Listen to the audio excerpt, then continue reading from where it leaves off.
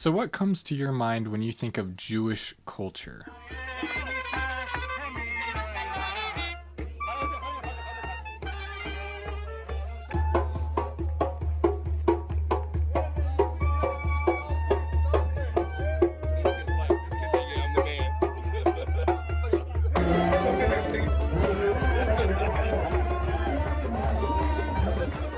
When we were in Israel, we had a Jewish tour guide, a Christian Bible teacher, and a Muslim bus driver.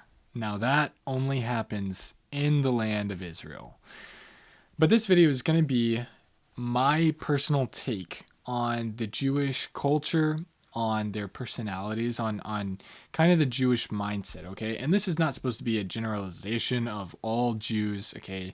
The Jewish people, the Israelis who are Jewish, is a vast and varied demographic of people, okay? So I'm not trying to stereotype people or stigmatize or anything like that. This is just my personal take. While I was in Israel, what I saw, what I heard from talking to the people, asking them questions about what they believe. And so I hope this will be a helpful video for you, okay? And I want to say from the very beginning of this video that the Jewish people, I really think, are some of the most intelligent, smart, beautiful, happy, fun-loving, gracious people that I have ever met. I really do. And I love those people. Not just because of their personality or just because of their lifestyle and their culture and everything, but because God blesses them because of the whole history of their lineage going all the way back to Abraham, who God chose out to raise up that nation. And God blesses them, and God extends that blessing to anyone who will bless them. So I want to be a blessing to the Jews. And just being around them, seeing their personality, I love the Jews. Okay, so anything that I say is not a slight against the Jews at all. It's just my perception after being with them. But they are some of the most amazing people I've met. They're very inquisitive and very frank. Okay, so they don't hesitate to ask questions. They're very upfront. They don't beat around the bush. They're very just frank, and they just tell you how it is. And they don't hesitate to tell you what they're thinking, which is kind of just an interesting personality. They can also, though, they can be, when it comes to spiritual things, they can be some of the most hard-hearted and stiff-necked and just stubborn people that I think I've probably ever met. And really, it just reminds me of the description in the Bible that says these people draw nigh to me with their lips, but their heart is far from me. Because they know so much about the Old Testament. I mean, they gave us the Old Testament. And they know so much about the law and the nature of God, but they are so far away from God's original message.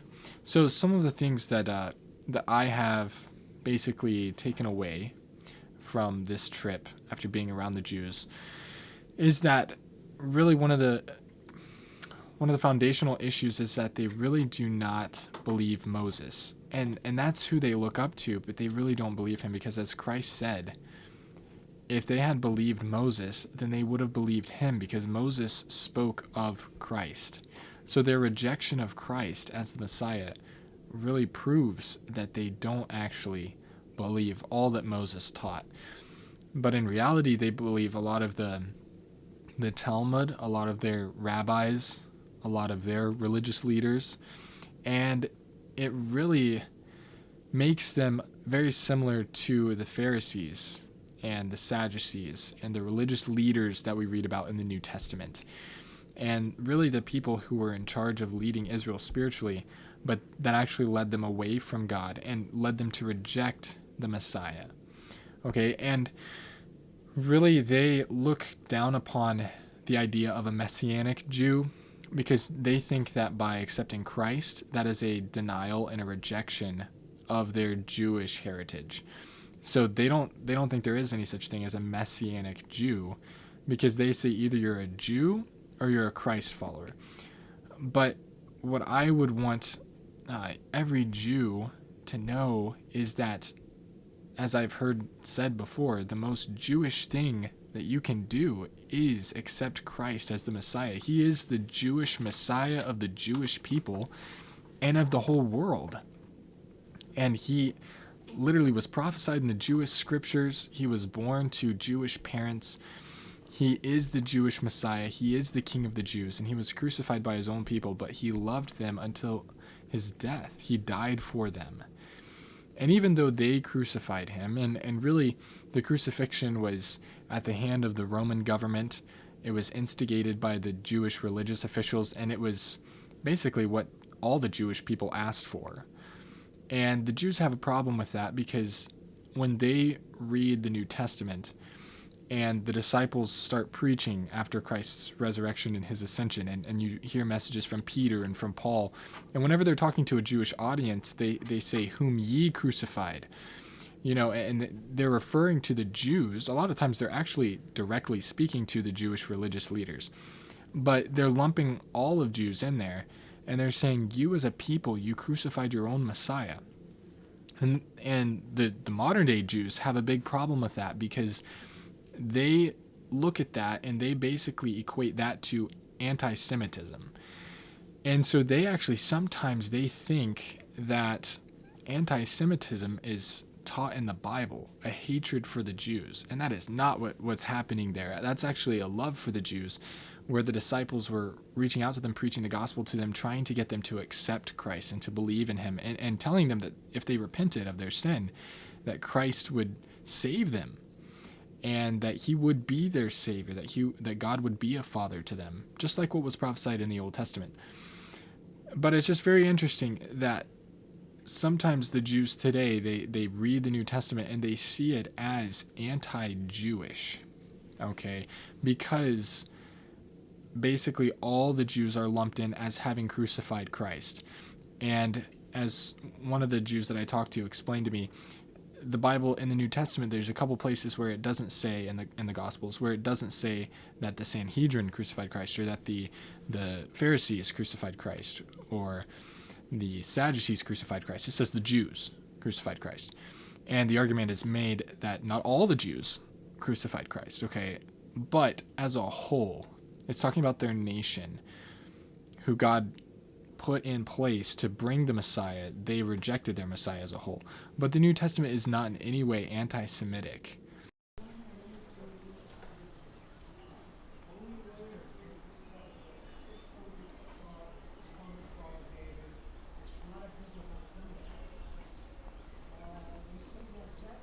So that's just interesting, just for you to know that that's kind of the viewpoint. They really don't think that Christ is the Messiah, obviously. They don't have a problem with him performing miracles because they say, well, multiple people in the Bible, perform miracles. You have Elijah, Moses, all these people that perform miracles, and none of them were the Messiah. But the problem is that the specific miracles that Christ performed were prophesied in the Old Testament, that those were the signs of the Messiah. When the Messiah had come, he would give sight to the blind and hearing to the deaf, and he would cause the lame to walk. So those were specifically intended to open the eyes of the Jews, to point them to their Messiah. So it was a rejection in the heart of the religious leaders and of most of the people. Now, there were a lot of Jews who did accept Christ, but that's the mentality. So Jesus didn't have to be the Messiah because many people, did miracles. They don't think that Jesus had to die to give his life to forgive sins. They think he could have just forgiven sins on the behalf of God as a prophet or something like that. So if you press them, they basically think that Jesus misled the disciples, who then propagated the false teachings of the New Testament to the world. They do not believe that Jesus actually rose from the dead. That's really what it comes down to, is that if you talk to a Jew, they don't believe historically that Jesus rose from the dead.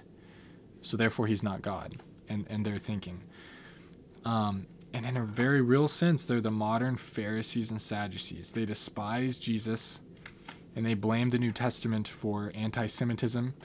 That really, they say that the Bible led to anti-Semitism, in all of Christianity. So the Catholic Church and their abuse of the Jews, the Crusades, even going to, sometimes it's lumped in there with Nazism and Hitler and all these atrocities that have been inflicted on the Jewish people, sometimes gets traced back to the New Testament, and the New Testament is blamed and Christianity is blamed. But Catholicism is not Christianity, and Hitler certainly is not Christianity. That's a whole other topic. But this is just kind of their thinking, and it's very sad. It's tragic, because as Christians, we ought to strongly oppose any violence being done to the Jews. We should love the Jews, side with the Jews, support them. Anything that doesn't side with Jews is not Christian. It's just simply not Christian if someone does not support the Jews. And they cite the Crusades, the World Wars, the Holocaust, and other forms of anti-Semitism, and it's just really sad. And one thing you should visit if you ever go to Israel is the Holocaust Museum, especially the Children's Memorial. And actually, one of the Jewish people that I talked to while we were in Israel told me that if a group comes to Israel on a tour and they don't visit the Holocaust Museum, it really makes him question the leader of the group. And I think that's something that tells you a lot, because his point is that you cannot understand the Jewish people, where they've come from, their history, where they're at right now. You can't understand their thinking, their mindset, why their prime minister does what he does, why their country does what it does, without going and understanding the Holocaust. That is in a huge way what drives these people still today. And it makes perfect sense. So you should definitely try to visit that site. Now, all that being said, okay, the Jewish people are very appreciative of modern Christians. Okay, now this might sound kind of contradictory, but they appreciate modern Christians because Christians make up some of their most devoted supporters. And that's true, and they realize that. So they don't forget the violence that the Catholics and Christians inflicted on them, but they're willing to look past that because of the aid and the support that Christians in general give them today. And that's, too little, too late, and it's really not even Christians. But anyways, that's kind of what they view modern Christianity as. They appreciate it because of the support that it gives Israel. If it's for Israel, then they're for it, and they're willing to kind of let go of things, but they haven't forgotten. It's interesting that they don't actually know why they're hated as a people. And that's so interesting to me because the whole Old Testament lays that out. I mean, Deuteronomy chapter 28 gives you the whole history of Israel. And the whole Old Testament really is just a narrative of why the Jewish people have been persecuted because they rejected God, because they did not obey God. They were taken into captivity. And that's repeated itself over and over in history. But they are really at a loss as to why they're hated by all their neighbors, by most of the countries in the world. Many are completely secular with a lot of nationalistic pride. So you'll find a lot of nationalism in the Jewish people. If you watch the movie Fiddler on the Roof, that is a perfect portrayal of really just Jewish culture as a whole. But here, in our little village of Anatevka, you might say every one of us is a fiddler on the roof, trying to scratch out a pleasant, simple tune without breaking his neck. It isn't easy. That movie is so accurate. Even we watched that when we came back from our trip to Israel, and it's just crazy how many little cultural references and little things that we pick up on now after being there. It's like, man, they made this movie Jewish on purpose. Like, it's very Jewish. It's so cool, just everything in that movie. Anyways,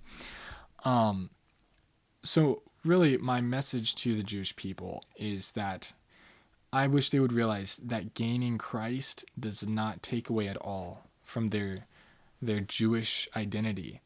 It really just fulfills it. It completes it. That's what the gospel is all about. That's what Christ came to do, to fulfill all the promises in the Old Testament, to be the Messiah of the world. And it's a beautiful thing for some of the Jews who have accepted Christ. And they are not only a part of the church, but they're also still part of Israel. And that's really just a fulfillment in a small, pre-fulfilling way of Romans 11, which talks about when God is going to save the remnant of Israel. And it's so beautiful. So really, we need to pray for the peace of Jerusalem.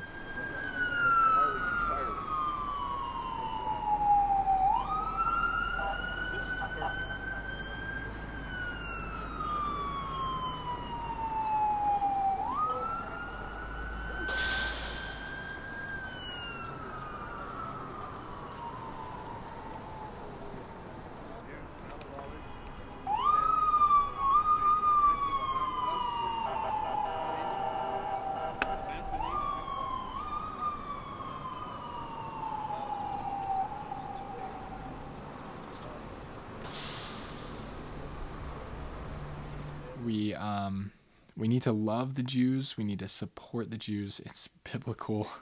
And I just wanted to summarize here, kind of at the end here. We're fixing to wrap this video up.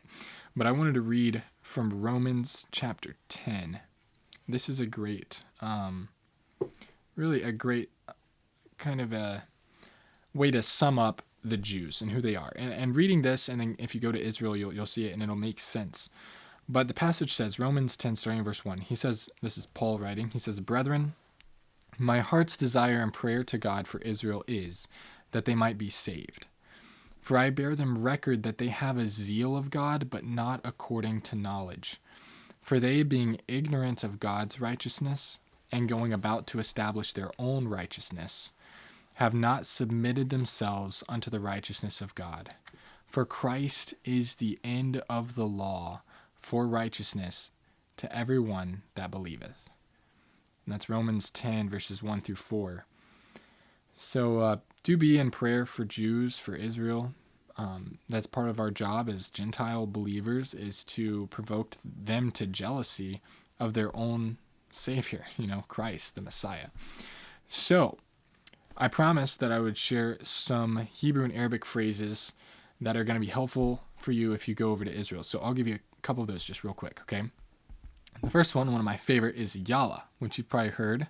Yalla, it's Arabic for let's do this, or, let's go, or a lot of times people end their conversations or their phone calls with Yalla bye in Israel. It's just interesting. Love that word. Then there's Todah, which is Hebrew for thank you. So if you say Todah, that means thank you. It's a great thing to just mention to anyone you see in Israel, your bus driver, your tour guide, someone at a restaurant, waiter, waitress, just Todah, just tell them thank you. If you say shukran, that's Arabic for thank you. So Todah is Hebrew, shukran is Arabic. Boker tov, which is kind of a tongue twister there, and it's not broken toes, as our tour guide always said. But Boker tov is good morning. So every morning our tour guide would walk out with a big smile on his face and say Boker tov, and saying good morning to everyone.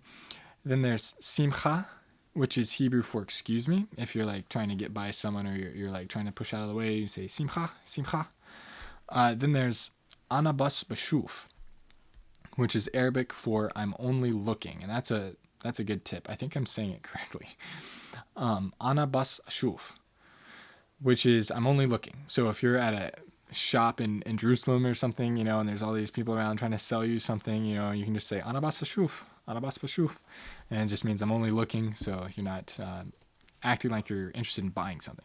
So anyways, that's just a few samples of the language spoken in Israel. Another thing you want to do, speaking of Jewish culture, is think about things to do on the Shabbat, on their Sabbath. So on those days, make sure that you're going to sites that are not just strictly Jewish, or sites that are going to be closed. Make sure you figure out the public transportation. And yeah, so I have only one more video in this playlist, and it's on safety.